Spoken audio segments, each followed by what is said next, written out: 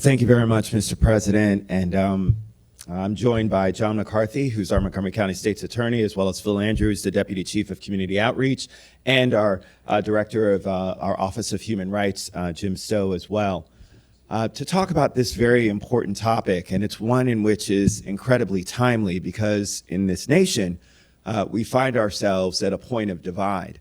And while there has always been differences of opinion, those unfortunately have risen in the field of social media and others into discourse that is elevated, unfortunately, oftentimes into violence.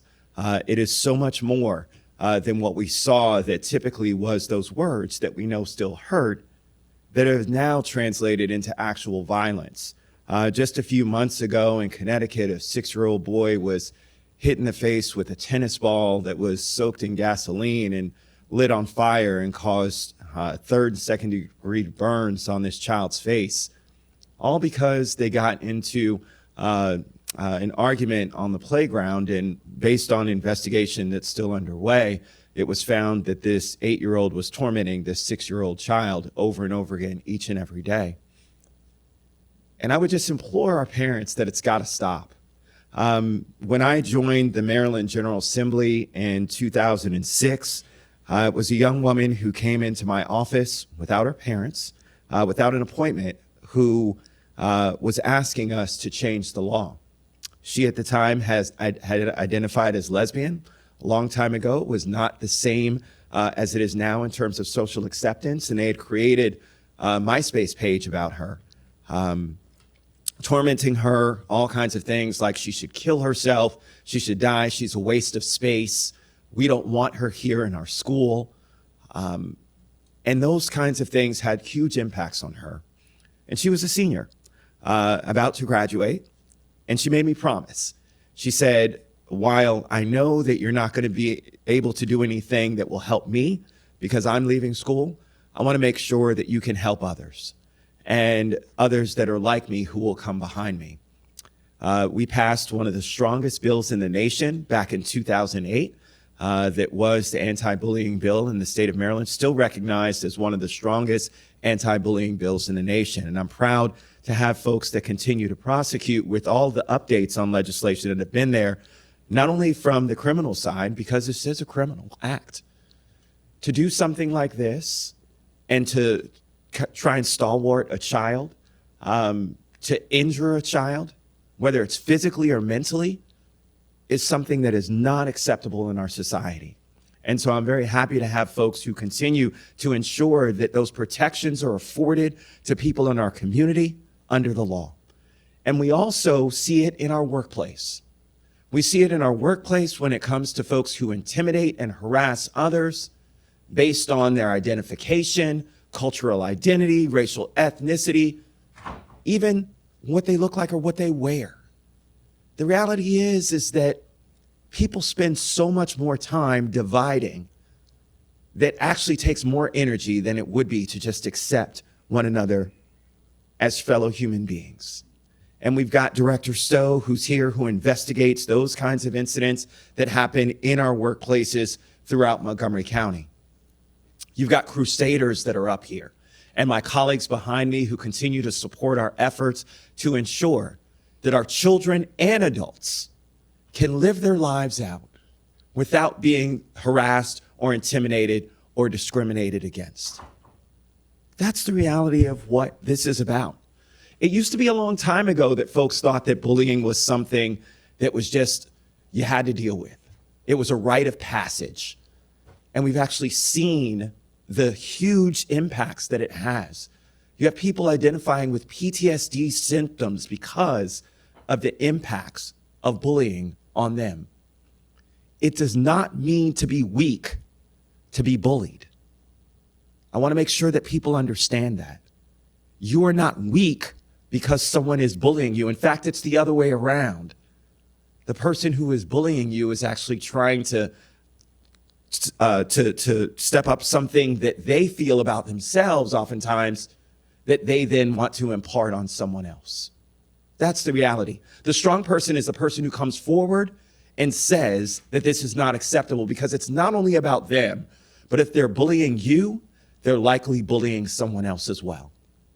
And so like that young girl who came into my office, who stepped up for those in her community and said that they wanted to make sure that bullying was being stamped out in their school and across the state of Maryland, I implore each and every one of you who see these situations to speak out and say something. Whether it's cyberbullying or whether it's bullying in person, it's wrong, it's illegal, and it has to stop. So I'm going to turn this over to John McCarthy and Phil Andrews to talk a little bit about some of our efforts when it comes to prosecution, and then I'll turn it over to Mr. Stowe to talk a little bit about what we're doing in the Office of Human Rights. So our State's Attorney, John McCarthy. It's an honor to be here with Craig, who's been a leader in this area for a very long time, Phil and Jim as my friend. I will tell you that, and I particularly want to thank Craig, who's been a leader on the issue of bullying here in the community. I think I've stood here more than 1 year with him on the occasion of trying to educate the community about how we can intelligently deal with the issue of bullying.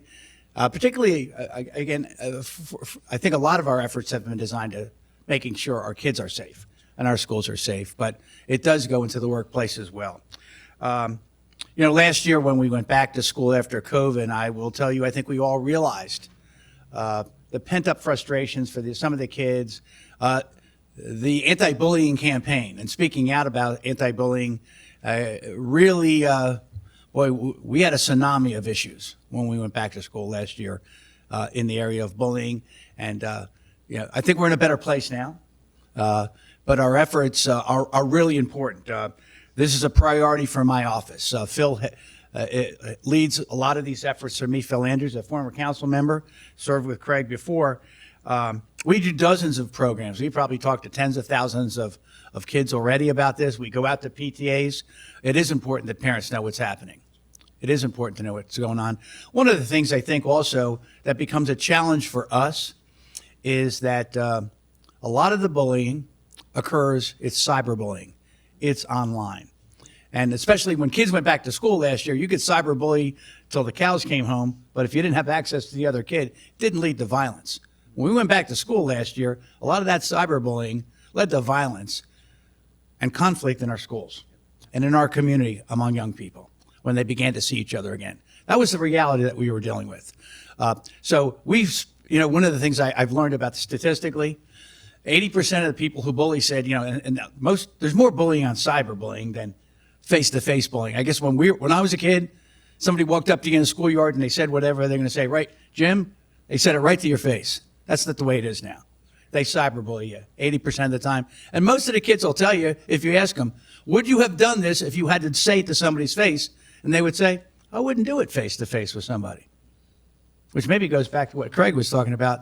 This is not an act of bravery. This is, in some sense, an act of cowardice by the people that do it. So in any instance, we remain committed to do this. We've sadly seen situations where bullying has led to, I've been at events with Councilman Rice because people were killed as a result of bullying. We've seen suicides occur. Craig talked about a legislative effort that he was involved in. We've seen a law passed here in Maryland. It's called Grace's Law because of a young, beautiful young woman from Howard County who took her own life as a result of being a victim of bullying, and her parents didn't know. So we're here to educate. We're here to help. Education is a huge part of keeping our community safe. I want to applaud everybody that's here with me in their education efforts because I think it makes my job easier. It makes us a better community to live in. Thank you. You two have covered it well. I'm going to turn it to Director Stowe, please. Good morning. Thank you so much, Councilman Rice, for your leadership in this area and to members of council. I'm here representing the Committee Against Hate Violence as well as the Human Rights Commission and their efforts to, in fact, to make sure then that we have safe environments for all of our children, particularly of those who are in our schools each and every day. I'm reminded of this young man who was sort of tall and gangly, Councilmember Rice, and he was just a little big for his age, and it turns out that he was the subject of bullying. It turns out that he went to a school that was 1 through 12, and so he was actually bullied by a high school. and ended up then being intimidated to a place where he had older brothers, as it turns out, but he felt so afraid he could not tell his older brothers about what was happening to him by an older member of that particular school. And it turned out to be then that there was a violent act that was performed against this young man, and until this day, they still remember it. That young man was me. It's personal. It's not fictitious. It's not just the data. It's not just the numbers. It is personal. And so for many of our young people, when they have this experience, they don't always have someone that they can reach out to. So we're talking about caring adults being available then to these young people to have that sounding board. Parents, have the conversation with your children. Have a conversation that allows them to speak to you as honestly as they possibly can. Create the pathway for this conversation. Because again, they live in this isolation and the fear, and ultimately, depending upon the kind of network that they have, find themselves tumbling into negativity and the things that have already been talked about in terms of acts of violence and, of course, the ultimate thing of, again, suicide. That cannot happen in Montgomery County. It is unacceptable. And so through the commission, the Human Rights Commission, we have, in fact, an Office of Human Rights. This act of intimidation is against the law. So we're asking people then that are victim to these kind of incidents, particularly those in the workplace, call our offices, file the complaint, let us investigate, and go forward in a way that, again, resolves that issue for you or with you, as it turns out.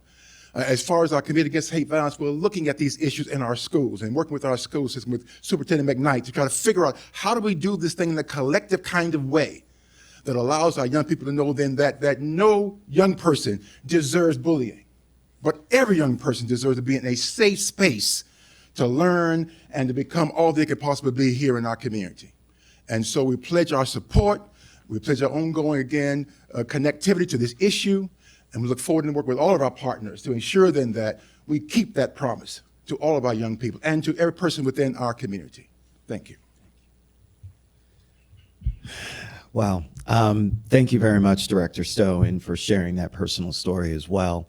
I know so many, as we've done this presentation, have shared their own stories about bullying. And I think that it's important for us to realize that these impacts are lifelong and have huge impacts on those individuals for the rest of their lives.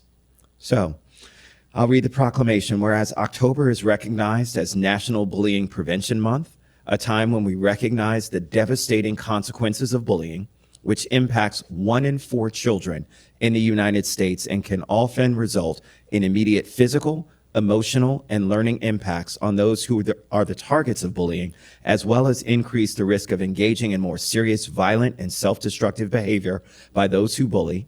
And whereas bullying is repetitive, intentionally aggressive behavior involving an imbalance of power that is directed at an individual or group of people and can occur anywhere, including in our neighborhoods, schools, playgrounds, workplaces, sporting venues, and through technology such as the internet and our cell phones. And whereas bullying can have long-term, enduring impacts on the emotional, mental, and physical health of victims, as 20% of individuals who are bullied experience some form of mental health disorder, including social anxiety, depression, and post-traumatic stress disorder lasting into adulthood, as well as more subtle symptoms such as poor self-esteem, lingering resentment, and distrust of others. And whereas more research is needed to address and prevent the newest forms of bullying, to understand the impacts that bullying has on everyone, including those who witness it, as well as identify the most effective resources and supportive programs to assist those who experience the lifelong negative effects from being bullied. And whereas all members of our community must work to end bullying quickly by identifying and intervening when it occurs, by creating cultures of respect and kindness, by building positive relationships at school, in our workplaces, and in our community, by advancing social and emotional learning, and by nurturing self-care, humanity, and empathy in all of our residents. Now therefore be it resolved that the County Council of Montgomery County, Maryland hereby recognizes the month of October as National Bullying Prevention Month, presented this 4th day of October in the year 2022, signed by myself and Council President Gabe Albornoz.